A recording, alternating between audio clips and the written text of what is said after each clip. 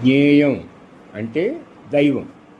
అదంటే ఏమిటో పరమాత్మ 13 నుంచి 18 శ్లోకాల వరకు బోధిస్తున్నాడు. ముందు ఆ శ్లోకాలను మనం చదువుకుందాం.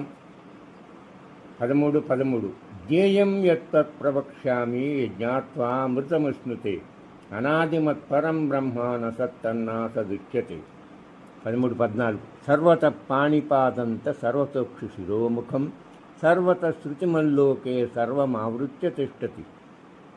13 సర్వేంద్రియ గుణాభాసం సర్వేంద్రియ వివర్జితం అసక్తం సర్వభృత్యైవ నిర్గుణం గుణభోక్తృచ. 13 బహిరంతశ్చ భూతానాం అచరం చరమేవ చ సూక్ష్మత్వాత్తదవిజ్ఞేయం దూరస్థం చాంతికే చ తత్. 13 అవిభక్తం చ భూతేషు విభక్తమివ చ స్థితం భూతభర్తృచ తజ్ఞేయం గ్రసిష్ణు ప్రభవిష్ణు చ. 13 జ్యోతిషామపి తజ్జ్యోతి తమస పరముచ్యతే జ్ఞానం జ్ఞేయం జ్ఞానగమ్యం హృది సర్వస్య విష్టితం.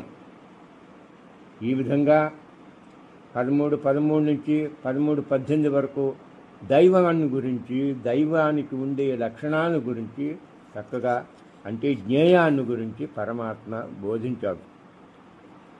అంటే ఏంటంటే ఏది తెలియదగిందో తెలియదగిన బ్రహ్మస్వరూపమని మనం అర్థం చేసుకోవాలి. దేన్ని తెలుసుకుంటే మానవుడు అమృత స్వరూపమైన మోక్షాన్ని పొందుతాడో అటువంటి దానిని స్పష్టంగా చెప్పబోతున్నాను, విను అర్జున అని చెప్తున్నాడు. ఆది లేనిది అంటే పుట్టుక లేనిదని భావం. పరబ్రహ్మం అనబడేది అంటే త్రివిధ పరిచ్ఛేద శూన్యమైన క్షేత్రజ్ఞుడైన పరబ్రహ్మమని భావం. అయినా అది సత్తు కాదు, అసత్తు కాదు. అంటే పుట్టుక లేని ఆ పరబ్రహ్మం అనబడే క్షేత్రజ్ఞుడైన అది ఉందని కానీ లేదని కానీ చెప్పశక్యం కాదు. అర్జున, ఈ విధంగా నువ్వు అర్థం చేసుకో. అది ఆ బ్రహ్మము ఆత్మ అంతటా చేతులు కాళ్ళు, అంతటా కళ్ళు శిరస్సులు ముఖాలు, అంతటా చెవులు కలిగి సమస్త ప్రపంచాన్ని ఆవరించి అంటే వ్యాపించుకుని ఉంది. అంటే విశ్వమంతటా సర్వలోకాలను ఆవరించుకుని ఉన్న బ్రహ్మము ఆత్మ విశ్వమంత కాళ్ళు కళ్ళు చేతులు చెవులు సమస్త అవయవాలు ఇంద్రియాలు కలిగి ఉండి క్షేమ యొక్క సంకల్పాన్ని కూడా తెలుసుకునే శక్తి కలిగి ఉందని నువ్వు అర్థం చేసుకోవాలి. That is Atma Brahma is omnipotent, omnipresent, omnibus.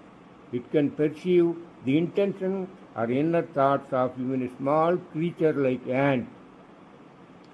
ఏ స్వరూపమైన ఆ బ్రహ్మము సమస్తమైన ఇంద్రియాల గుణాన్ని ప్రకాశింపజేసేది, సమస్త ఇంద్రియాలు లేనిది, దేనిని అంటనిది, సమస్తాన్ని భరించేది, అంటే సత్వరజస్తమో గుణాల్ని గుణరహితమైంది, గుణాల్ని అనుభవించేది, ప్రాణుల వెలుపల లోపల ఉండేది, కదిలేది కదలనిది, అతి సూక్ష్మమైనదవడం చేత జ్ఞాన దృష్టి లేని అజ్ఞానులకు తెలియబడనిది, దూరంగా ఉండేది, దగ్గరగా కూడా ఉండేది, విభజింపబడినది అయినా ప్రాణుల్లో విభజింపబడినట్లు కనపడేది, ప్రాణుల్ని సృష్టించేది, పోషించేది, లయించేది అయి ఉంది. అంటే ఆ బ్రహ్మానికి ఆత్మకు పైన చెప్పిన పరస్పర విరుద్ధ అసమంజసమైన లక్షణాలన్నీ ఉన్నాయని తాత్పర్యం. It is important here to understand that Brahman is not amenable for logic and reason. అంటే బ్రహ్మాన్ని అర్థం చేసుకోవడంలో హేతువాదం కార్యకారణ సంబంధం పనికిరావు అనేది నువ్వు అర్థం చేసుకోవాలి అర్జున. అంతేకాదు ఆ జ్ఞేయ బ్రహ్మము ప్రకాశించే సూర్య చంద్ర అగ్ని మొదలైన వాటికి కూడా ప్రకాశాన్ని ఇచ్చేది, తమస్సు అంటే అజ్ఞానం కంటే వేరైంది, నిర్మలమైన అంతఃకరణం కలిగి ధ్యానం చేసే వాళ్లకు గోచరమయ్యేది, అంటే జ్ఞాన స్వరూపమైనదని నువ్వు అర్థం చేసుకోవాలి. ముముక్షువులు అందరి చేత తెలియదగింది, అంటే 13:8 నుంచి 13:12 వరకు చెప్పబడిన అమానిత్వాది జ్ఞానగుణాల చేత మాత్రమే పొందదగింది, సమస్త ప్రాణి సముదాయాల హృదయాల్లో విశేషించి ఉన్నది అని చెప్పబడుతోంది. అర్జున, ఆత్మ అన్నా, పరబ్రహ్మ అన్నా, బ్రహ్మమన్నా, జ్ఞేయమన్నా, జ్ఞేయ బ్రహ్మమన్నా అన్నీ ఒక్కటే. దేవుడు ఎలా ఉంటాడు, ఎక్కడ ఉంటాడు అనే దైవాన్ని గుర్చిన ప్రశ్నలన్నింటికి 13 నుంచి 13-18 వరకు విశేషించి సంక్షిప్తంగా సమాధానం చెప్పాను. ఎందుకంటే నన్ను గురించి ఎంత చెప్పినా అది తక్కువే అవుతుంది. కారణం, ఈ జగత్తంతా ఉన్నది నేనే కదా. సర్వలోకాల్ని ఆవరించి ఉన్నాను. సమస్త ప్రాణుల అవయవాలన్నింటినీ కదిలించేది, కదలకుండా చేసేది నేనే. అన్ని ప్రాణుల ఇంద్రియాల గుణాలని ప్రకాశింపజేసేది, ఇంద్రియ వ్యాపారాన్ని నిర్వహించేది నేనే. అయినా నాకే ఇంద్రియాలు లేవు. నాకంటూ దేనిలోనూ ఆసక్తి లేకపోయినా అందరికీ కావలసిన అన్నింటికీ ధరించేది, భరించేది నేనే. నాకంటూ ప్రత్యేకించి ఏ ఇంద్రియ గుణాలు లేవు. కానీ అందరికీ ఉండే సత్వరజస్తమో గుణాలతో సృష్టి కార్యాలన్నీ నిర్వహించే పరబ్రహ్మను నేనే. ప్రాణికోట్లన్నింటికీ లోన బయట ఉన్నది ఉండేది నేనే. అంటే ఈ స్థావర జంగమాత్మకమైన జగత్తంతా నేనే. సూక్ష్మాతి సూక్ష్మంగా ఉంటూ ఎవ్వరికీ కనబడకుండా ఉన్నా, అందరికీ దూరంగా ఉన్నట్లు, అందరినంత దూరంగా అన్నట్లు అనిపించినా అంతటా నిండి ఉన్నది, అతి సమీపంలో ఉన్నది, ఉండేది నేనే. అర్జున, పరబ్రహ్మాన్ని విభజించలేను. కానీ ప్రాణులన్నింటిలోనూ ఉండడం చేత అవి దేనికవి విభజించినట్లు అనిపిస్తుంది. ఈ భూతకోటికంతటికి పుట్టించేది, పోషించేది, భరించేది, సంహరించేది ఆ పరబ్రహ్మమే, అంటే నేనే. అర్జున, 1000 మాటలెందుకు? ఈ విశ్వంలో విశ్వాంతరాళాల్లో ఉన్న ప్రమూల ప్రకృతి ఆత్మ కారు చీకట్లకు దూరంగా ఆవలి వైపు ఉన్న వెలుగులకే వెలుగైనది నేనే. ఆత్మే, ఆత్మజ్యోతే. అది తెలివితేటలకే తెలివైంది.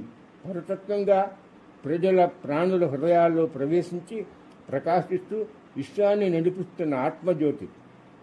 అర్జున, మీ కంటికి కనబడకుండా, మీ చెవులకు వినబడకుండా, మీ ఊహకు అందకుండా ఉండే విద్యుత్తు, అయస్కాంత ధ్వని, కాంతి తరంగాలన్నీ నేనే. నేను కానిదంటూ ఏమీ లేదు. అన్నీ నేనైనా ఏమీ కానట్లు ఉంటా. అదే నా ప్రత్యేకత. నేనే ఆ భగవంతుణ్ణి. కుంతీ కుమార, ఇదంతా నా మాయ. నేను పెట్టిన ఈ మాయకు లోనై భ్రమ చెంది భ్రాంతితో వివిధ శరీరాలనే క్షేత్రాల్లో నేను కల్పించే వసతి గృహమే అద్దె ఇల్లే క్షేత్రం. అంటే ఈ శరీరం ట్రాన్సిట్ అకామిడేషన్, తాత్కాలిక వసతి. వాస్తవానికి నీవు నివసిస్తున్న నీ శరీరం కూడా నేను నీకు ఇచ్చిన అద్దె ఇల్లు. దాని యజమానిని నేనే. నేను ఎప్పుడు ఖాళీ చేయమంటే అప్పుడు ఆ క్షణమే నువ్వు ఖాళీ చేసి వెళ్ళిపోవాలి. అంతిమ నిర్ణయం నాదే. ఇందులో నువ్వు చేయగలిగింది ఏమీ లేదు. 7:14 శ్లోకంలో చెప్పినట్లు మమ మాయా దురత్యయ, అంటే త్రిగుణాత్మకమైన దైవ సంబంధమైన నేను పెట్టిన నా యొక్క మాయను దాటడం అతి దుర్లభం, అది దుర్భేద్యం అని చెప్పాను. కానీ నన్ను శరణ పొందితే, నన్ను ఆశ్రయిస్తే నేను నిన్ను ఆ మాయ నుంచి అవలీలగా దాటిస్తానని కూడా చెప్పాను. కాబట్టి పాండునందన, నువ్వు చేయగలిగింది, చేయవలసింది నన్ను తెలుసుకోవడమే. అందుకే 13 శ్లోకంలో జ్ఞేయం యత్తత్, తెలుసుకోవలసిన బ్రహ్మం ఏదో అది తెలుసుకోమన్నాను. తెలుసుకుంటే ఏమవుతుందని నీకు సందేహం కలగొచ్చు. యజ్ఞాత్వా అమృతం అంటే దేన్ని తెలుసుకుంటే అమృతం పొందుతారో దాన్ని తెలుసుకోమన్నాను. అంటే నన్ను తెలుసుకుంటే చాలు నీకు మోక్షం ప్రాప్తిస్తుంది, జనమరణాలు లేని ముక్తి వస్తుంది. కుంతీపుత్ర, నన్ను తెలుసుకున్నంత మాత్రంతోనే ముక్తి లభిస్తుంటే ఈ నరజాతి ఎందుకు ఆ ప్రయత్నమే చెయ్యదు? అది వాళ్ళ దౌర్భాగ్యం. వాళ్ళు ప్రయత్నం చెయ్యనంత వరకు, మనస్సు ఆడించే ఆటకు లోబడి ఉన్నంత వరకు ఈ శరీరం మళ్ళీ మళ్ళీ వస్తూనే ఉంటుంది. అర్జున, పొరపాటు పడకు. ఈ శరీరమే, ఈ మానవ శరీరమే ఇస్తానని అనుకోకు. 84 లక్షల మోడళ్ల శరీరాలు ఉన్నాయి నా దగ్గర. నువ్వు పెట్టుకునే అద్దె కొలది, అంటే నువ్వు చేసుకునే సత్కార్యాలు, పుణ్యఫలాలు ఆధారంగా నువ్వు అర్థం చేసుకో. ఏదో ఒక అద్దె కంపెనీకి కేటాయిస్తూ ఉంటాను. అద్దె ఇల్లు బాధపడలేనప్పుడు సొంత ఇంటికి, అంటే పరంధామానికి రావద్దు. అర్జున, అర్థమైందా? నీ సొంత ఇంటికి రావాలని నీకు కోరిక లేనప్పుడు, అంటే మోక్షాన్ని నువ్వు కోరుకోలేనప్పుడు అని నువ్వు అర్థం చేసుకోవాలి. నేనేం చేస్తాను? నీకు ఆ కోరిక లేనప్పుడు అద్దె ఇళ్ళే కేటాయిస్తూ ఉంటాను. అంటే జన్మ పరంపరలే నీకు ప్రాప్తమవుతాయి అని నువ్వు అర్థం చేసుకో. నీ సొంత ఇంటి కలను సాకారం చేసుకోవాలంటే భక్తి అనే పునాది వేసుకో. అదే నిన్ను ఒక ఇంటివాడిని చేస్తుంది.